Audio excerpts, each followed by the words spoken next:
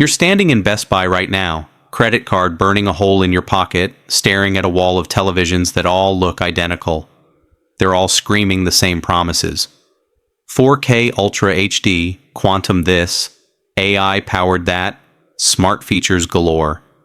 The salesperson circles like a shark, ready to pitch an amazing deal on a brand you've never heard of. Here's what nobody tells you. Some of these brands will ruin your next 2 years.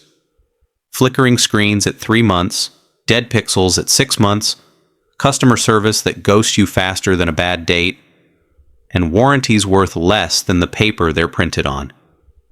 I've reviewed TVs for 8 years, and I've watched people waste thousands on brands that never should have passed quality control.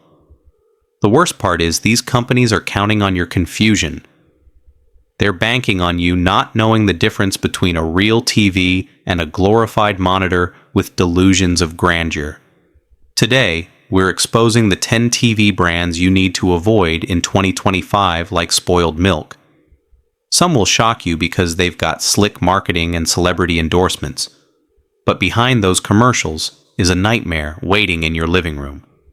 By the end of this, you'll know exactly which brands are trying to separate you from your hard-earned money while delivering nothing but regret.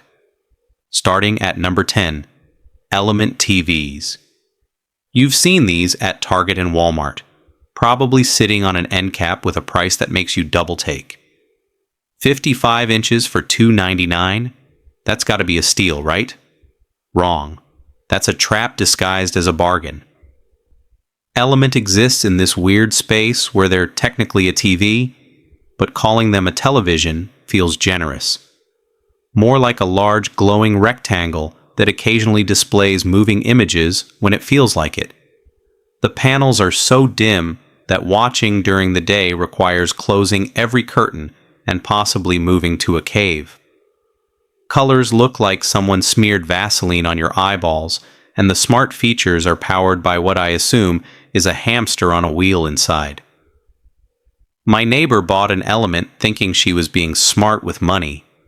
6 months later, half the screen developed this weird purple tint, making everyone look like they were auditioning for a vampire movie.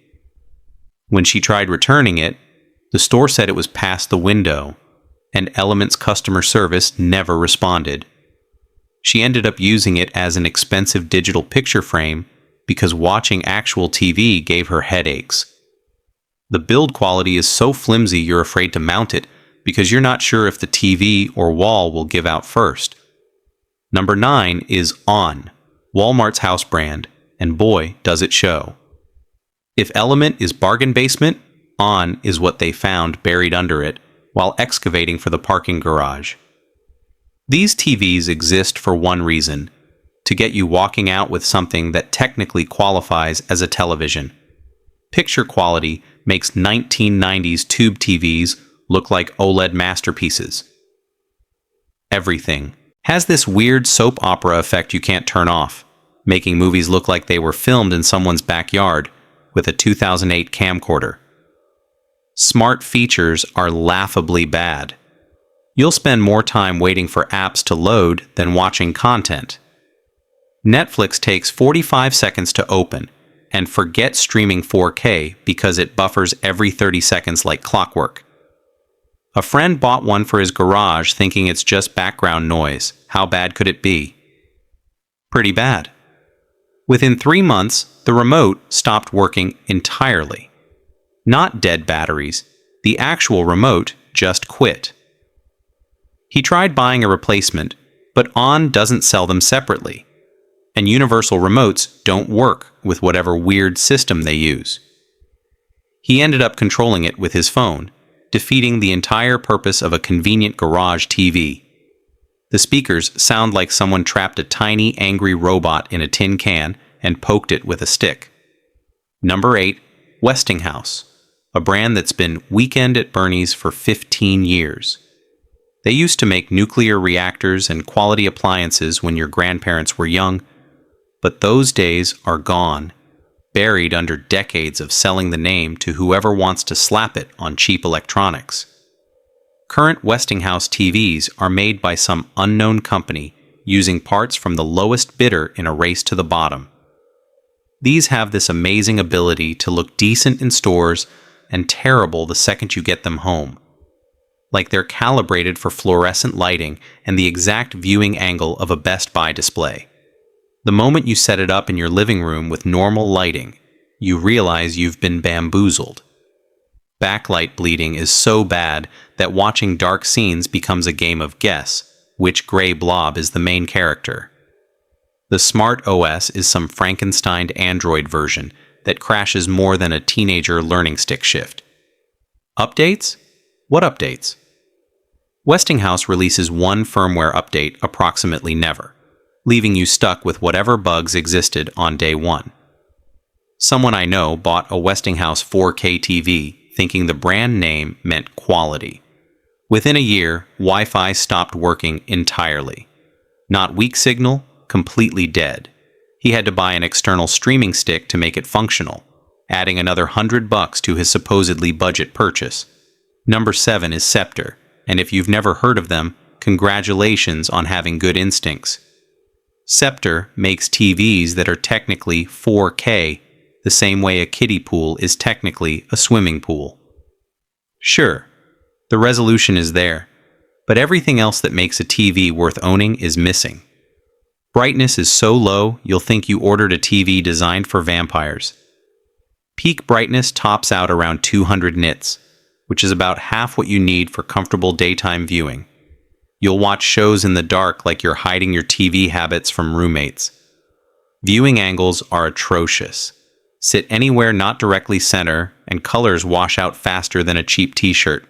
Motion handling is where Scepter really shows its colors, or rather, shows motion blur so bad it looks like everyone moves through jello. Sports are unwatchable, unless you enjoy watching blurry blobs chase a blurry ball-shaped blob. Smart features are bare bones to the point of skeletal. You get major apps like Netflix and YouTube, but the interface is clunky, slow, and crashes randomly. Sometimes halfway through a movie, the entire system reboots like it suddenly remembered it had an existential crisis to attend to. Sliding into number 6 is Hitachi, another zombie brand being propped up by companies hoping you'll confuse their current junk with the quality reputation Hitachi built decades ago.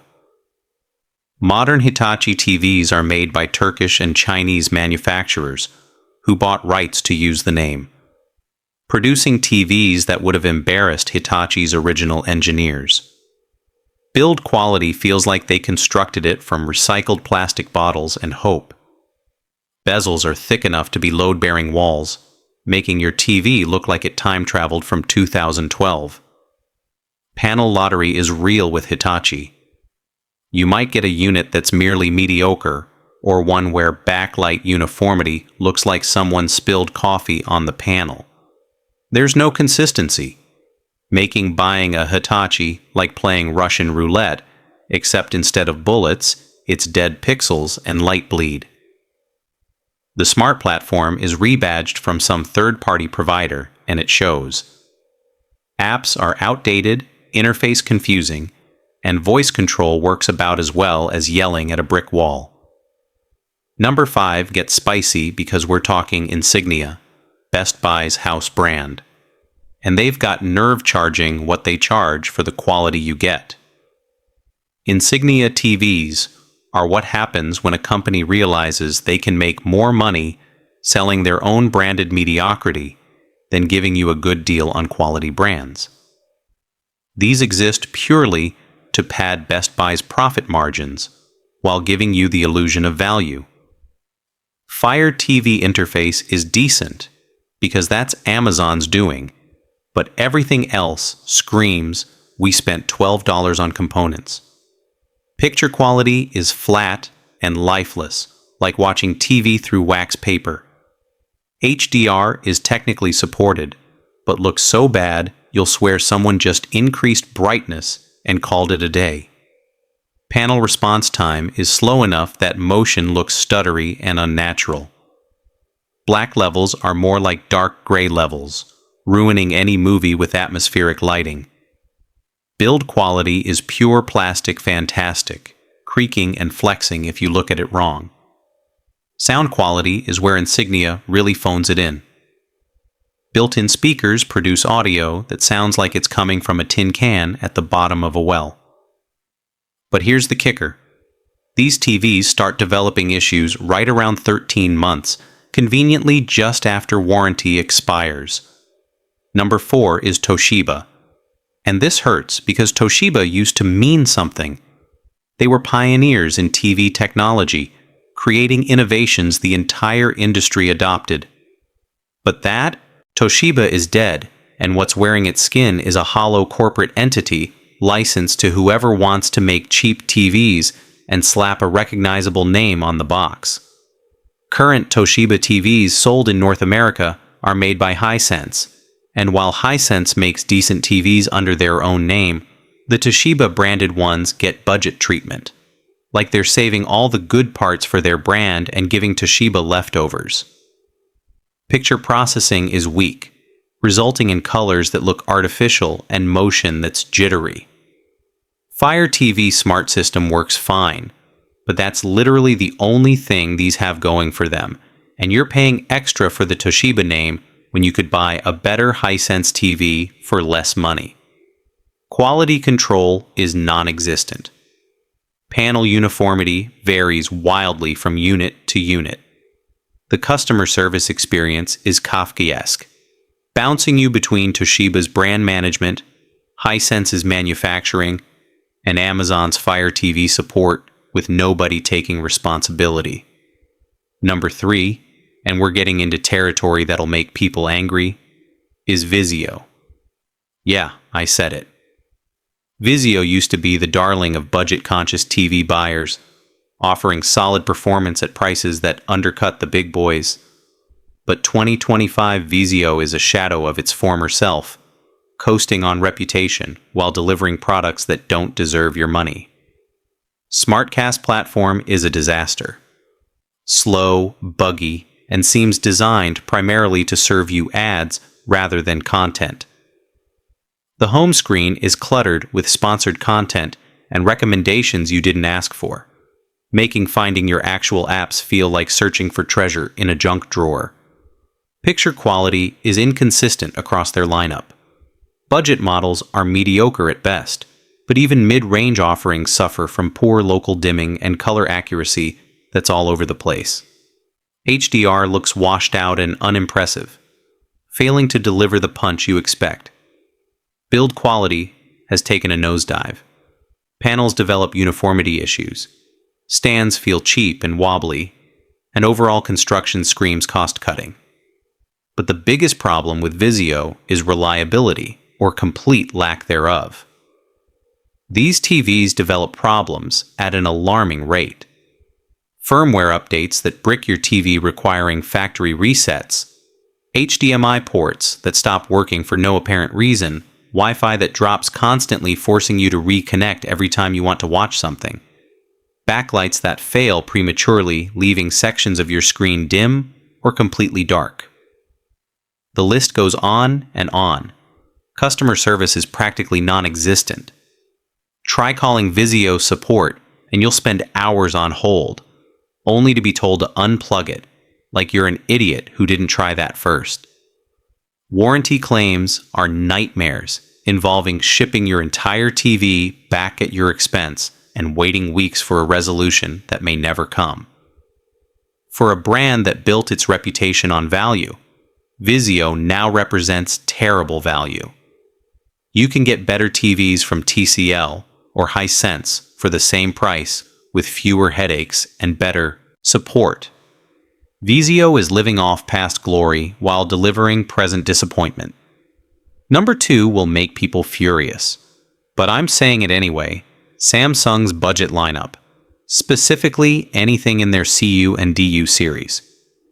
Before Samsung fans lose their minds, I'm not talking about premium QLEDs or high-end models. Those are actually quite good. I'm talking about entry-level TVs that trade on the Samsung name while delivering an experience barely better than brands we've already trashed. These budget Samsungs are cynical products designed to catch people who see the Samsung logo and assume quality without checking which tier they're buying. Panels are dim, processing is weak, and the Tizen interface, while smooth, can't overcome fundamental hardware limitations. Colors look washed out and unnatural, making everything appear lifeless on screen. Motion handling is poor with visible stuttering and judder that ruins fast action scenes and sports. Viewing angles are terrible with colors shifting dramatically if you're not sitting dead center, making these TVs terrible for family viewing. Smart features work fine, but are plagued by Samsung's insistence on shoving ads onto your home screen even after you paid good money for their product. But here's what grinds my gears about budget Samsungs. They cost more than competitors offering better picture quality purely because of the Samsung name. You're paying a premium for brand recognition while getting inferior performance compared to a similarly priced TCL or Hisense. You're essentially paying extra money for the privilege of disappointment with a recognizable logo slapped on the front. And finally, number one on our avoid at all costs list. The absolute worst TV brand you can buy in 2025. The entire category of white label smart TVs sold under names like Naxa, Contex, Seiki, Spectra, and about 50 other brands you've never heard of that pop up on Amazon and Walmart.com with prices too good to be true. These are bottom feeders of the TV world, manufactured in bulk by factories that will slap any name on any product as long as someone's willing to pay for a shipping container full. These brands have zero accountability, zero customer service, and zero chance of being around in 6 months when your TV inevitably breaks. Panels are rejected components from other manufacturers, the kind that didn't pass quality control for actual brands. Picture quality is atrocious with brightness so dim you'll think you ordered a TV for moles. Colors are inaccurate to the point of being offensive, making everything look like it was filmed through a dirty aquarium. Smart features are either non-existent or implemented so poorly they're worse than useless. If they have apps at all, they'll be outdated versions that crash constantly and never receive updates because these companies ghost their products the second they ship. Build quality is laughable. These TVs arrive damaged, develop dead pixels within just days, and have electronics so poorly soldered that power issues are practically guaranteed. The warranty is absolutely worthless since the company probably won't exist by the time you need to make a claim, and even if they do, good luck finding contact information or getting any response. Every review section for these TVs is a horror show of people who thought they found an amazing deal only to discover they bought electronic trash that cost more to ship back than it's worth keeping. I've seen people buy these thinking they scored a 65-inch 4K TV for under $300, only to have it die completely within the first month. The return process becomes a nightmare of back and forth with third-party sellers who suddenly don't respond to messages. You're stuck with a giant paperweight that's too expensive to ship back and too broken to use. These companies know exactly what they're doing. They're banking on enough people keeping these terrible TVs because the hassle of returning them outweighs the loss. It's a calculated scam dressed up as a bargain. Do yourself a favor and pretend these brands don't exist, because in 6 months, they probably won't. The money you save buying one of these isn't worth the inevitable frustration of owning a TV that makes you actively angry every time you turn it on. Just spend the extra $100 and get a real TV from a real brand that will actually work for more than 3 months. Your future self will thank you every single time you sit down to watch something and your TV just works like it's supposed to instead of testing your patience and your sanity. Trust me on this one. Some bargains aren't bargains at all. They're just expensive lessons in why you shouldn't cheap out on things you use every single day. When you're standing in that store or scrolling through those deals online, remember these 10 brands and run the other direction. Your living room deserves better than a TV that'll betray you before the year is out.